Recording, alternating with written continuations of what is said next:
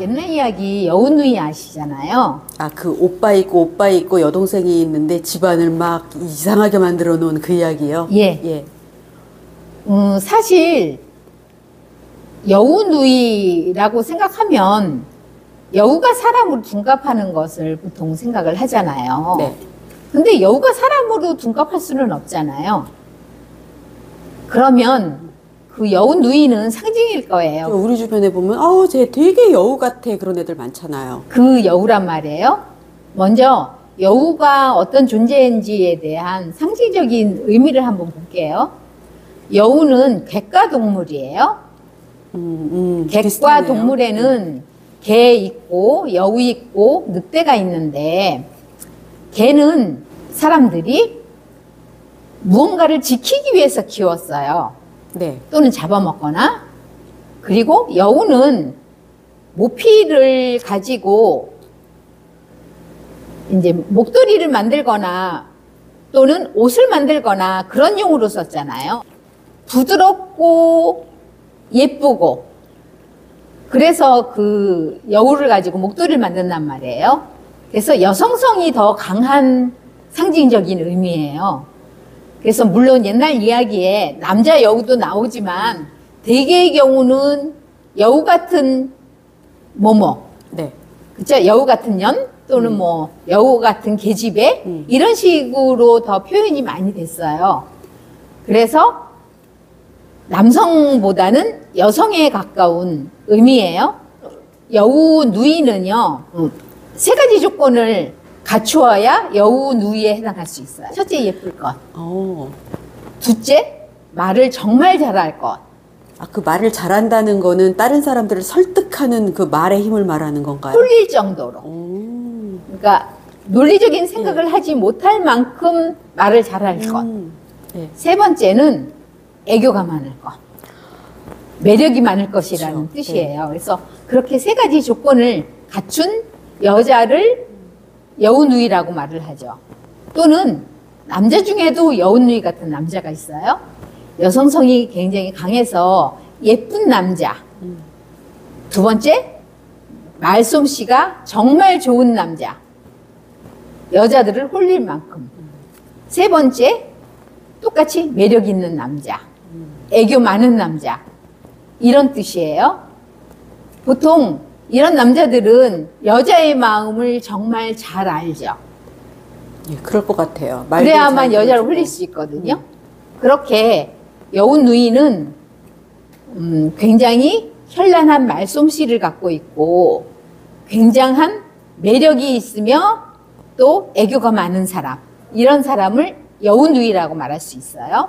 그런데 보통 조강지처와 첩 중에서 누가 여우누이일 것 같으세요? 당연히 첩이죠. 조강지처에 해당하는 사람들은요, 정절이 정말 중요해요. 그래서 남자를 꼬신다거나 유혹한다거나 그러면 집안에 그 대를 이을 자식에 문제가 생기잖아요. 그렇죠. 조강지처는 그러고 이게 집안을 지키는 역할이잖아요. 보통 규수라고 말하는 조강지척감은 현숙하고 말 많이 하지 않고 애교 부리지 않고 이런 사람을 요구해요. 가족의 대를 잇기 위해서, 가문의 대를 잇기 위해서 아들을 낳아야 된단 말이에요, 남자는. 그럼 조강지처에 해당하는 아내를 얻어야 해요. 그럼 재미가 없잖아요. 그러면 첩을 얻게 되죠. 기생 또는 첩. 그런 사람들이 조강지처 보기에는 여우 같은 여자죠. 남자들은 아내가 있는데 굳이 여우누이 같은 첩을 얻고 싶어 할까요? 그런 남자들 많지 않아요? 그 여자들의 애교와 말솜씨를 통해서 자기가 남자로 인정받는 것 같은 느낌이 들기 때문이에요. 그러니까 조강지처에게서는 얻지 못한 남자 스스로의 자긍심이라든가 그런 거를 첩을 통해서 얻는다는 거죠. 그렇죠. 예. 그래서 이제 첩을 많이 얻었을 거예요. 현대에서는 일부 일처제고 또 도덕적으로 지탄받는 어떤 분위기가 있잖아요. 그러면 물론 애인을 두는 사람들도 있지만 그렇게 쉽지만은 않거든요. 그렇죠. 그러면 또 돈이 없어서 그 다른 여자와 어떤 관계를 하기 힘든 사람들도 있을 거란 말이에요. 그럴 경우에는 여우 같은 딸을 원할 수 있어요. 애교 많고 아빠 말 잘 들어주고 아빠 최고야 해주는 딸이요. 귀엽고 네. 예쁘고 젊고 조건이 다 만족시킬 수 있는 거죠. 어떤 성적인 느낌을 원해서 여우누이를 원하는 거는 아니거든요. 그리고 이제 남성성이 굉장히 강한 사람 때문에 힘든 지금 대가 약한 남자분들이 있잖아요.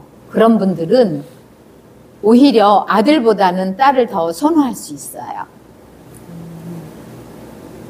이 여우누이 옛 이야기의 아빠가 그런 사람에 해당한 걸 거예요. 왜냐하면 말 잘 듣는 개처럼 충성스러운 아들이 3명이나 있잖아요. 그런데도 불구하고 딸딸하잖아요. 그것은 그분이 굉장히 남성과의 관계가 어렵고 여성과의 관계가 굉장히 수월한 사람에 해당할 수 있다는 거예요. 여우누이 이야기로 들어가 봅시다. 옛날 어느 마을에 부자 영감이 살았어요. 소와 말도 많이 키웠죠. 그런데 영감은 아들을 셋이나 두었지만 예쁠 딸이 없어 매일 불평을 했다고 얘기를 했어요. 선생님, 그럼 그 소와 말이 많다는 거는 그 영감이 부자라는 뜻인 거지요? 그렇죠. 소와 말이 많다는 것은 소와 말을 돌볼 수 있는 하인도 많아야 된다는 뜻이죠. 네. 그래서 굉장히 부자라는 뜻이에요. 부자가 되면 명예라는 것 또는 인정받는 것이 사실은 문화라는 개념을 의미하거든요. 예. 그래서 사실 그림 같은 거 없어도 상관없잖아요. 저 먹고 사는 데는 지장 없어요. 도자기 없어도 상관없죠. 예. 그게 사실은 돈이, 나는 이렇게 돈이 많아. 라고 말하는 어떤 거칠애에 해당하는, 체면에 해당하는, 명예에 해당하는 이런 것들이 바로 문화라고 얘기하는 거잖아요. 오페라 안 봐도 상관없단 말이에요. 네. 그런데 그런 것들이 어떤 사람이 생계는 상관없다는 다른 사람들한테 자기가 얼마나 괜찮은 위치, 지위에 있는지를 나타내는 어떤 척도에 해당하는 거거든요. 그래서 예쁜 딸이 필요한 거예요. 즐거움. 문화라는 것이 다 즐거움이잖아요. 예. 그렇죠? 그래서 믿음직한 대를 이을 아들은 셋이나 있어요. 그래서 즐거움을 주는 딸이 필요했던 거예요. 그런데 굉장히 집요하게 원했죠. 왜냐하면 뭐 기도를 하는 소리가 담장 밖에 나갈 정도라 그랬잖아요. 예. 그렇죠? 그래서 이제 원하던 딸을 낳았어요. 그래서 너무너무 이제 자랑을 하고 기뻐했는데 그 딸이 태어나자마자 소와 말이 없어지기 시작을 해요. 그건 상징적으로 무슨 뜻일까요? 소와 말이 없어진다는 거는 가세가 기울기 시작한다는 거잖아요. 그렇죠. 예. 문화에 돈을 너무 많이 썼다는 뜻이기도 해요. 상징적으로는. 그러니까 딸이 과소비가 잡아먹을 시작이 수도 됐네요. 있지만 그 소와 말에 해당하는 많은 돈, 재산 이것이 그 딸을 이뻐하면 그 딸이 또 사치를 하고 뭐 그럴 거 아니에요. 그 즐거움 때문에 딸한테 막 돈을 쓰고 할 거 다 아니에요. 사주고 싶죠. 이쁘니까. 그렇죠. 그런 것들이 사실은 소와 말이 없어진다는 것을 상징적으로 의미할 수도 있어요. 그런데 재밌는 거는 첫째 아들에게 그것을 이제 찾아내라고 네. 볶은 콩을 주잖아요.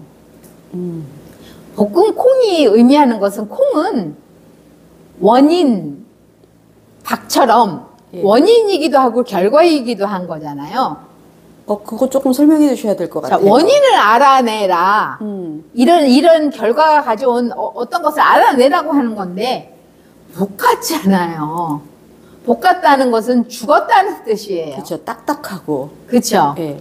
그러면 이 아버지는 알고 싶은 마음과 알고 싶지 않은 마음이 같이 있다는 뜻이기도 해요. 아, 이 아버지의 무의식 속에. 그렇죠. 그리고 두 번째 아들은 말린 옥수수를 줬어요. 옥수수도 똑같이 어떤 씨앗에 해당하잖아요. 네. 그렇죠. 예. 그래서 알고 싶지 않으면 아들이 누이가 그랬다고 얘기하잖아요. 여우로 둔갑해서 다 잡아먹었다고 얘기를 했어요. 그런데 안 믿잖아요. 볶음콩이고 말린 옥수수이기 때문이에요. 말린 옥수수도 생명력은 없네요. 말렸으면은 이제 적당히 말려야 씨앗이 어느 정도의 수분이 있어야지 씨앗이 싹이 트잖아요. 그러니까 여기에서 말라 비틀어질 정도의 옥수수를 줬겠죠. 그래서 그 생명력이 없는, 관계의 생명력이 없는 것을 사실은 상징해요. 아버지는 다른 집 아버지들은 노동력이 필요해서 아들이 필요했잖아요. 네. 근데 이 집은 하인들도 많을 수 있잖아요. 그래서 굳이 노동력에 해당하는 아들 한 명, 대를 이을 아들 한 명만 있으면 됐죠. 선생님, 그러면은. 세 명씩이나 필요하지는 않았을 거예요. 예, 그럼 그 큰아들한테 볶음콩을 줬다는 거가 그 네. 볶음콩이 그럼 아버지와 아들의 그 관계로 해석을 해도 될까요? 그렇죠. 마른 관계, 생명력이 없는 관계. 둘째 아들은 옥수수알을 한 옵이나 줬어요. 절대로 자지 말라고. 하지만 이 아버지는 처음부터 그것을 알고 싶은 생각은 없었을 거예요. 그러니까 듣고 싶은 대답은 따로 있었다고 생각해도 될까요? 아버지가 듣고 싶은 답? 양가 감정이거든요. 한편으로는 재산이 없어지는 이유를 알고 싶을 거 아니에요. 네. 그런데 또 한편으로는 자기가 정말 원하는 즐거움이 없어지는 것 또한 원하지 않았을 거란 말이에요. 그러면 이러지도 못하고 저러지도 못하고 그렇게 되겠죠. 그래서 아들들이 진실을 얘기해도 믿지 않는 거죠. 그럼 결국 이제 이 여우누이가 다 잡아먹잖아요. 네. 오빠들도 다 막내 오빠 외에는 다 잡아먹죠. 엄마 아버지도 잡아먹는다는 것은 죽었다는 것은 단절을 의미해요. 결국 그 딸과 이제 견디지 못할 어떤 선을 넘게 되는 것을 의미해요. 현실에서는 이제 오냐오냐 하고 걔가 원하는 대로 다 줬는데 나중에 많은 재산들이 없어지고 나서 감당할 수 없을 정도가 됐을 때 이제 인연을 끊는다. 이게 사실은 여우누이가 다 잡아먹었다는 것으로 표현되는 것일 수도 있어요. 그러니까 여우누이에게 인연을 끊김을 당했을 수도 있고 부모가 끊었을 끊었을 수도 있고. 어쨌든 그것은 예. 과정에서 여우누이가 관계를 끊는 거하고 똑같죠. 네. 부모가 그렇게 만들었지만 원인은 그랬지만 그리고 이제 셋째 같은 경우에 이제 집을 쫓겨났을 때 도사를 만나잖아요. 셋째는 뭐를 가지고 여우를 시켜봤어요? 뭐였지? 아무것도 안 줬어요. 아무것도 안 셋째 아들한테는 두 눈 부릅뜨고 오로지 외양간만 지켜보라 그랬어요. 왜냐하면 첫째 아들은 볶음국 먹고 배가 부르니까 잠이 들었다고 생각하고 둘째도 말린 옥수수 한 홉을 먹고 잠이 들었다고 아버지는 생각을 했어요. 그래서 셋째한테는 아무것도 안 주고 두 눈을 부릅뜨고 보라고 했죠. 지금 거기서 네, 볶음콩은 완전히 죽어버린 거거든요. 그쵸. 그러면 말린 거는 조금 낫고 말린 옥수수는 나중에 싹을 틔울 수가 있어요. 원래 옥수수는 말렸다가 물에 불려서 심는 거거든요. 그래도 여기에서 이 말린 옥수수라고 한 홉이나 줬다고 하는 그 말린 옥수수는 사실은 관계의 여지를 주고 있는 건가요? 그러니까 점점 관계가 조금씩 나아지는 거죠.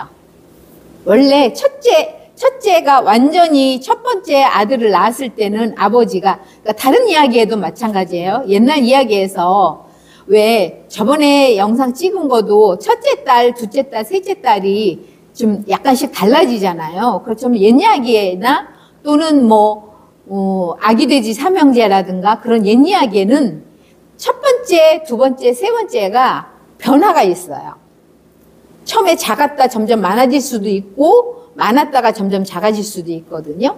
근데 이제 관계의 단절은 맨 처음에 태어났을 때는 내가 정말 원하는 게 남성성, 그러니까 대를 이을 아들보다 정말 중요한 게 남성성이 있는 남자들과의 관계에 어려움이 사실은 아버지한테는 있는 거잖아요. 그렇죠. 그래서 굉장한 단절, 볶은 콩, 그 다음에 마른 콩 정도. 마른 콩이라는 것은 제가 아까 그랬죠. 현실에서의 실제적으로 마른 옥수수보다는 상징적인 의미에서 생명력이 떨어지는 거잖아요. 볶은 콩보다는 생명력이 조금 나아지기는 하지만 수분이 많이 없어진 거잖아요. 그거는 생명력이 좀 떨어졌다고 얘기를 할 수도 있어요. 선생님, 그럼 그거를 현실 상황이랑 비교해서 설명을 해보면, 첫째 아이는 경험도 없이 키우다 보니 나도 힘들고 어떻게 해야 되는지도 모르고 경험 없이 그냥 그렇게 키웠어요. 그리고 이미 과거의 무의식에 예. 남성성을 가진 남자들과의 관계가 어렵다는 것이 이미 있었어요. 그런데 둘째 아이를 키우면서는 첫째 아이를 키우면서 얻었던 그 경험 때문에 조금 더 말랑해질 수 있고, 그쵸. 셋째 아이는 더 많은 경험이 있으니 그래도 조금 더 말랑해질 수 있는 그렇죠. 관계로 해석해도 될 것 예, 같아요. 맞아요. 네. 그래서 어쨌든 이제 세 번째는 그래도 첫 번째는 아버지와의 관계가 굉장히 힘들었으니까 관계의 단절이 오히려 더 크게 일어났던 거예요. 그래서 죽었다는 것으로 상징이 되어지고요. 예. 둘째도 아직까지는 형보다는 조금 낫지만 그래도 마른 옥수수잖아요. 네. 그래서 관계의 단절이 더 쉽게 일어났고 세 번째는 그나마 형들보다는 관계가 조금 나으니까 도사를 만날 수 있다는 거예요. 도망갈 힘도 있고요. 도망갈 힘도 있지만 어떤 다른 사람과의 관계를 새로 맺을 수 있다는 것을 의미하기도 해요. 되게 중요하네요. 그렇죠. 그래서 이제 그 도사를 만나서 공부를 하잖아요. 수련을 하면서 많은 것을 배웠겠죠. 그게 바로 도사가 준 빨간 구슬과 파란 구슬이라는 것으로 나타나는 거예요. 구슬을 줄 수도 있지만 네. 많은 옛 이야기에 빨간 구슬을 던지면 파란 구슬을 던지면 노란 구슬을 던지면 이렇게 얘기를 하잖아요. 그래서 여기에 노란색, 파란색, 빨간색 주머니 안에 들은 똑같은 색의 구슬이 나오잖아요. 그래서 어떤 이야기에서는 빨간색, 파란색만 나오기도 하고 어떤 이야기에서는 빨간색, 파란색, 흰색으로 나오기도 하고 어떤 데서는 빨간색, 노란색, 파란색으로 나오기도 해요. 그래서 빨간색이라는 것은 양의 기운이 굉장히 큰 것을 의미하고 파란색은 음의 기운이 굉장히 큰 것을 의미해요. 노란색은 상징에서 피타고라스가 이제 얘기했던 중간의 개념이 노란색이거든요. 음과 양의 중간이요. 그쵸. 예. 그래서 실질적으로 태양을 보면 어떨 때는 빨갛게 보이고 어떨 때는 노랗게 보이잖아요. 네. 그래서 노란색에 해당하는 것은 양쪽의 기운이 크기는 하지만 그래도 어쨌든 빨강보다는 중간에 해당하잖아요. 그래서 이제 세 가지 빨간색의 극양, 예. 파란색의 극음, 중간에 균형을 맞추고 두 개의 중성화를 이루어줄 수 있는 노란색에 해당하는 세 개의 구슬을 얻었다는 것은 거기에서 살아가면서 많은 것을 배워서 양을 쓸 때는 양의 기운을 쓰고 음을 쓸 때는 음의 기운을 쓰고 그것을 또 중성화시킬 수 있는 균형을 맞추는 어떤 것을 배웠다는 것을 의미하기도 해요. 여우 누이를 퇴치하는 일을 하게 되잖아요. 동생이 막 따라오잖아요. 네. 따라왔을 때 맨 처음에 노란 구슬을 던지죠. 그게 가시덤불을 의미해요. 가시덤불은 찌르잖아요. 네. 찌르는 것은 다른 의미로는 막대기, 회초리 이런 그러니까 어떤 통증을 주어서 경각심을 준다는 의미고요. 두 번째는 파란 구슬이 나오잖아요. 냉정함을 상징하기도 해요. 냉정하게 해서 관계를 끊는 것. 예. 그 다음에 세 번째 빨간 구슬이잖아요. 빨간 구슬은 이 화를 내는 것이죠. 아. 분노를 상징하기도 하거든요. 그래서 동생하고 관계를 끊어서 여기에서 굉장히 중요한 것은 여우 누이에 해당하는 아니마가 있을 거란 말이에요. 여우는 그러니까 여자는 모두 다 여우 누이 같은 존재라고 생각을 해서 오히려 여자와의 관계를 맺지 못할 수도 있잖아요. 어떤 남자들이 이 남자가 이 남자가 세 번째에 해당하는 얘가 예. 자기 아니마가 여우 누이잖아요. 네. 그러면 여자들은 다 여우 같은 존재라서 나는 관계를 할 수 없어 이렇게 생각할 수도 있지만 어쨌든 그 세 단계를 통해서 여우 누이라는 아니마가 죽고 지혜롭고 온순한 여자를 만나서 조강저 같은 여자를 만나서 행복하게 살았다니다로 끝나는 거예요. 그러니까- 내가 네. 그 한동안 그 자리에 앉아있다가 자기가 가고 싶은 곳으로 간다 그러잖아요. 네. 그래서 자기 과거에 어떤 것을 정리를 해야만 새로운 삶을 살 수 있다는 상징적인 의미이기도 해요. 그럼 아까 선생님 말씀하신 대로 그 막내 속에 있었던 그 안 좋은 여성성이 이제 그 과정을 통해서 여자에 좋은 대한 여성성으로 안 좋은 바뀌었다. 느낌, 예. 여우처럼 교활하고 사람을 간이나 쓸개를 빼어먹을 만큼 뿔리고 그런 것들이 없어지니까 네. 이제 지혜롭고 온순한 여자를 만나서 그런 행복하게 여자를 살 볼 수 줄 있게 알게 되죠. 됐다는 거죠. 그렇죠. 네. 그래서 여러분도 여자와의 관계가 굉장히 껄끄럽고 어렵고 그 다음에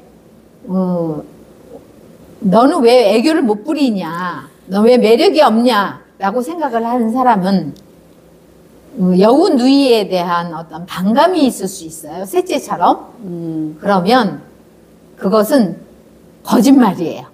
여우 누이처럼 애교 있고 매력 있으면 사람들에게 비난을 받는다는 생각, 그 생각을 버리세요. 그것은 매력이랍니다. 그리고 말을 잘한다는 것은 사는데 도움을 주거든요. 다른 말로는 설득력이라고 말을 하죠. 그래서 어떤 편견 없이 자신의 삶을 즐길 수 있었으면 좋겠어요. 선생님, 근데 선생님 지금 이 말씀 듣다 보니까 드는 생각이, 그럼 막내한테는 이미 뭐 애교 있고 매력 있고 그 다음에 말도 잘하고 하는 그 여성관이 그 상황이 바뀐 게 아니고 그 상황을 바라보는 막내의 시각이 바뀐 거죠. 그렇죠. 그래서 이 막내가 이제 세상을 보는 눈이 넓어졌고 성장했다는 그렇죠. 뜻인 거죠. 그렇죠. 네, 예. 그래서 건강한 아니마를 가질 수 있는 게 여운누이처럼 매력 있고 말 잘하고 그것이 잘못된 것이 아니에요. 그런데 그것을 가지고 사람을 홀린다고 생각하는 그 생각, 그것을 버려야 한다는 거죠. 예, 여기까지 하겠습니다.